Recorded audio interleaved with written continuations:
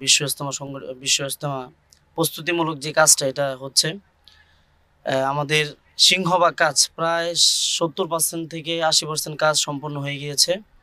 আমরা এখানে কাজের জন্য আসছি। আপনারা দেখতে পাচ্ছেন যে আমরা চট টানানো এবং বাঁশ গাড়া এবং চট সুন্দরভাবে সেলাইয়ের মাধ্যমে 2টি চট সম্পূর্ণ করে দেওয়া এবং বিভিন্ন টুকটাক যে কাজগুলো আছে এগুলো সম্পন্ন করার জন্য আসছি আমরা।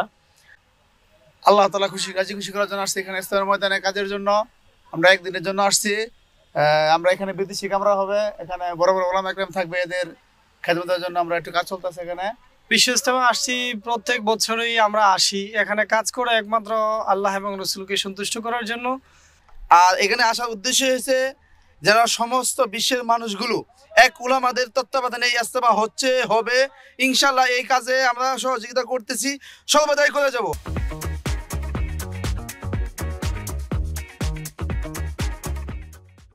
আর এই বাংলার মাটিতে যেখানে আমাদের চোখের পানি পড়ছে সমস্ত উলামায়ে কেরামের, সেখানে রক্ত ঝরছে, ইনশাআল্লাহ আমরা উলামায়ে কেরামের তত্ত্বাবধানে থেকে আমরা কাজ করতেছি, করে যাব। ইজতেমার যা আয়োজন করতেছি ইনশাল্লাহ ইজতেমা করব। আল্লাহ যদি রহমত করে, আল্লাহ হেফাজতে আমরা কাজে লাগছি, ইজতেমার কাজে লাগছি, কাজ করতেছি ইনশাল্লাহ করবই। বিশ্ব ইজতেমাকে সামনে রেখে গাজীপুরের টঙ্গীর তুরাগ তীরে চলছে শেষ মুহূর্তের প্রস্তুতির কাজ। এর মধ্যে ময়দানে ঢাকা ও পার্শ্ববর্তী জেলা থেকে মুসল্লিরা এসে দিনরাত পরিশ্রম করে ময়দান প্রস্তুত করছে।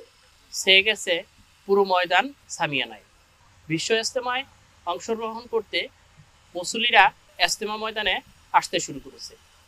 Masud Parvez, Channel I, Gazipur.